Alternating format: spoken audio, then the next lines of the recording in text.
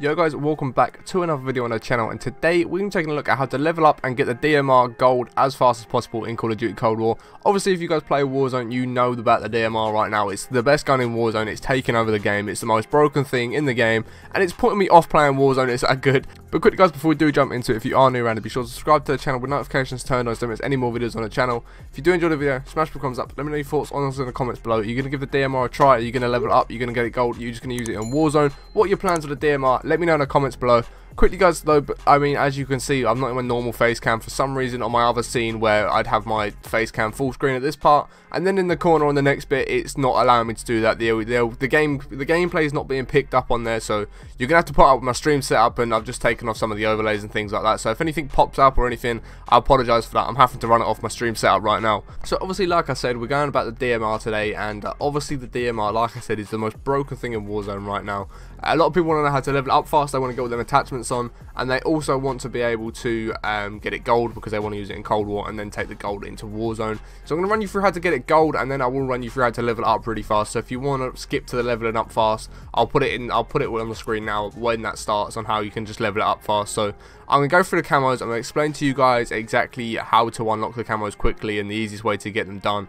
And then, like I said, I'll tell you how guys to level it up first. And the first one is obviously the 300 eliminations. We never talk about the 300 eliminations on the kill, on the camo guide, sorry, because it's 300 kills. You're going to get them way within all of these ones, so we don't even need to worry about that. Next up is headshots. Headshots with the DMR and a Type 63 are very easy.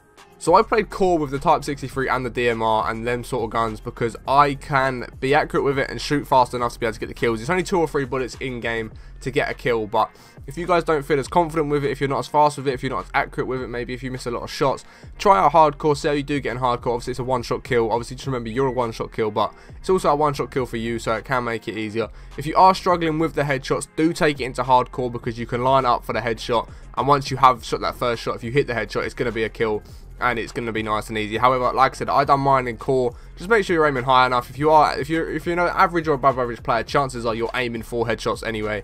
Therefore, you're going to get this done nice and easily. But like I say, if you are struggling, take it into a hardcore. Sorry, line up the headshot. It's going to be 1 bullet to the head. It's going to be nice and easy. As long as you line it up properly, you will be getting that headshot kill. So that's going to make it nice and easy for the headshots. Next up is, of course, Bloodthirsties. This is one where people are going to struggle with this gun due to it being a semi automatic. All you want to do, play very slowly and play very deep. Just let people come run into your line of sight or come running into you, and you're going to be able to pick them kills up a lot easy. It's not a gun you want to be in very close proximity with due to the fact that it's just not going to shoot as fast. It's not the sort of gun that you're not going to shoot outshoot a Mac 10 or an AK-74U or an XM4 or a Krig. You're not going to do that. You're going to have to play a bit deeper, play a bit further back in your spawn, play a bit more reserved. Let people run across the map and pick them off as they do. Let people come running towards your line of sight, pick them off, then just play it very slowly. Play it in one of the garages on Nuketown or in the back garden of Nuketown or something like that. Just play it very slowly. Let people come running to you. Make sure you're making full use of your UAVs, your field mics, all good things like that, so you can get the best advantage over your opponent as possible, so you know exactly where they're coming from. You can slow them down with stuns, etc. You can just really make sure you're picking up them 5 kills very easily. I'd also recommend switching up the positions ever so slightly after 2 or 3 kills, just so the enemy don't know exactly where you are. You're sort of in a different position where they'll still come running into that same line of sight, but you're going to be in a different position, so it's going to catch them off guard, but you're going to still get a nice easy kill. So just make sure you are switching up your position every now and then for the Bloodthirsties. It's going to make it a lot easier for you, and you're not going to get picked off by the enemies that know exactly where you are. Next up is long shots, and this is the one that I would recommend playing hardcore for, simply for the fact it's a one-shot kill. So if you see someone in a long shot position, it's going to be a nice easy kill. Just play Nuketown hardcore, go into the garden and shoot at the garage, or go from garage to garage or garage to garden. Just do it like that. Windows aren't quite a long shot with this, I don't believe. They might be actually. They might be a long shot, but I wouldn't recommend trying it. Just go from the garage to the garage, or the garage to the garden, or the garden to the garage. You know what I mean. From just that left-hand side or right-hand side of the map, where you can see into the garden and the garages. Just stick in that area. Everyone plays there. It's going to get so easy to be 50 long shots. Stick a 2 times or a 3 times or even a 4 times scope on this gun now. Just chuck it on. You better get them long shots in. You get a nice clean sight on who's down there. Make sure you just spray, and if you have to, whatever it is, just play hardcore. Sit in them areas, just watch the areas, pick off your long shots. It's going to take you maybe 6 or 7 games to get this done. It's not too bad at all. I mean, especially if you get something like domination, it's going to be a lot more kills within the game. So it's going to take you a maximum of 6 or 7 games in theory, with a 2x, 3x scope on, and like I say, just sitting in them areas on Nuketown Hardcore. Next up is the 75 kills whilst detected, stunned or blinded. So what you want to run, you want to run your stuns, and you want to run 2 of them. Don't run 8 attachments, run 2 stuns. Every time you see an enemy, stun them. If you're going to run into an area where you know there's always going to be an enemy, throw a stun in there. If you see someone not playing or they've got their back to you, throw a stun at them before you kill them. They're going to be stunned, it's going to count as a stun kill. Next up, you want to run UAV and harp score streaks, and the reason for this is simply the detected ones. Every time someone appears on the UAV or the harp, that is going to count as detected. Therefore, when you've popped a UAV or a harp, you want to go on full smoke. You want to kill as many people as you possibly can within that time of that harp or UAV being up in the air. So you really want to go on full smoke while that's about. And then also do place your field mic down. As soon as you get a field mic, place it down in the middle of the map where the enemies aren't going to shoot it out straight away, but it's going to pick up everyone in the middle of the map, especially if you're playing something like Nuketown. If you're like truck side, if you're spawning truck side, put it behind the truck on your side. Chances of it being blown up straight away are very unlikely. Then just sit within the field mic. Every time someone comes within that circle, make sure you're getting the kill, and it's going to count towards detected kills as well. Once you know how to do it well with the stuns, making full use of the stuns, the harp, the UAV and the field mic, it's going to make it very easy for you to be able to get this done nice and quickly. So it shouldn't be too bad if you do make full use of the stuns, the UAVs and the field mics, like I said.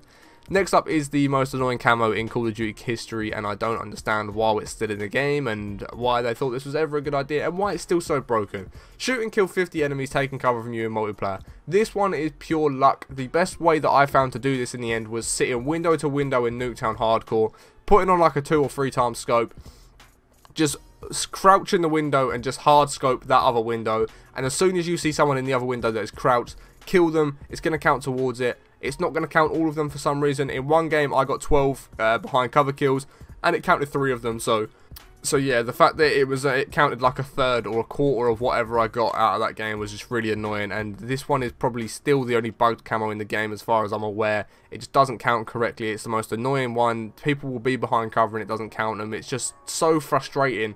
It should have been kill enemies without attachments. It should have been kill enemies while you're on cover.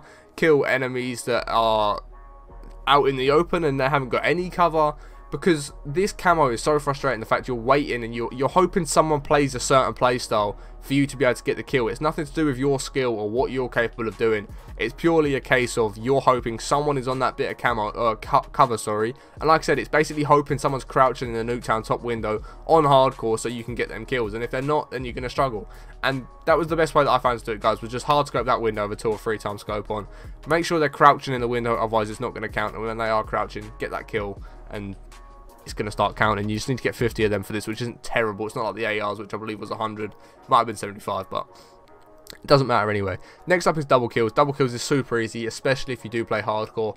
Easy enough on core. I done all of mine on core, like I said, other than long shots and the behind cover kills. I've done everything on core, apart from, like I just said, them two. And if you want to do the double kills a bit easier, you might want to play hardcore. It'd probably be a bit easier if you do want to play hardcore. So you only got 25 double kills, and the amount of times you're going to get double kills in a map like Nuketown or Raid or something like that is so many. You don't even need to think about worrying about this one. The chances are you'll finish this one before you even finish any of these off.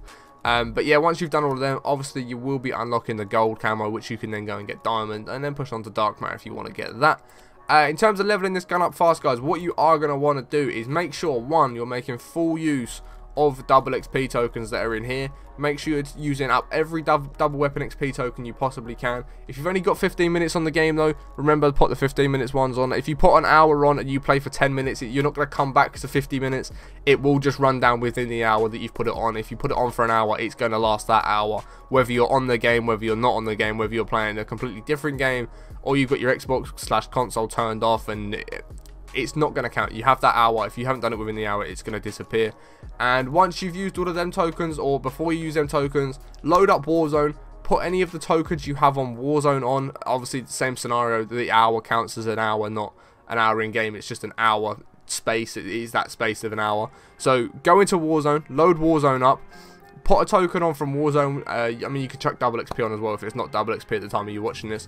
Stick double XP on and a double weapon XP token on. Then load Cold War back up. I don't know if it makes a difference if you do it through the game. I always load it up from the game, so I'll go from Cold War and I will go back to the main menu and I'll load up Warzone like this. I'll let the Warzone load up, I'll put my tokens on, and then I will reload Cold War through the Warzone menus. So I don't know if that makes any difference, but once you do that, put your like I say, put your tokens on Warzone, come back to Cold War through the menus, and you will come back and you will see that you've actually got an hour worth of double XP or double weapon XP, or however long you put it on for. If you've got 15 minutes, it'd be 15 minutes. But make sure you're making full use of double weapon XP tokens, and then just jump straight into Nuketown. The reason you want to play Nuketown is going to be so many kills. You're going to get so many hit markers, assists, eliminations, kills. You're going to get a lot of everything in Nuketown. I mean, like I said, if you want to play hardcore, you can play hardcore. If you're not very confident with this sort of gun, I'd recommend playing hardcore. However, if you haven't played, if you're quite confident with it, or you just enjoy using the gun, it's a powerful gun, so it's not like you're going to lose a lot of gunfights. Jump in Nuketown, just play Nuketown. Like I say, it's so fast paced, it's so many kills, so many eliminations and assists and all that good stuff going on. You're going to easily get through 1, the camos, and 2, the levels for this gun as well, with them double weapon XP tokens on. Hopefully this video has helped you out. If it has, be sure to smash big thumbs up. Let me know your thoughts on the DMR in the comments below. If you've got any more questions or anything like that, let me know in the comments below and I'll be sure to get onto them as well. If there's any more guns you want to see me do this for in particular, then let me know in the comments below. I'll be going over them all in the next couple of weeks, so bear that in mind. I will be covering them all. However, if you need a different class setup, you want it done a bit faster, or a certain gun done a bit faster, let me know in the comments below and I'll get onto that straight away. Like I said, if you haven't enjoyed the video, smash big thumbs up, subscribe to the channel with notifications turned off if you haven't already. If you want to watch me live, I live stream on twitch.tv/Harry17p. Links in the description along with all my other social media. But I appreciate you watching all the way to the end, and we'll catch you next one in a bit.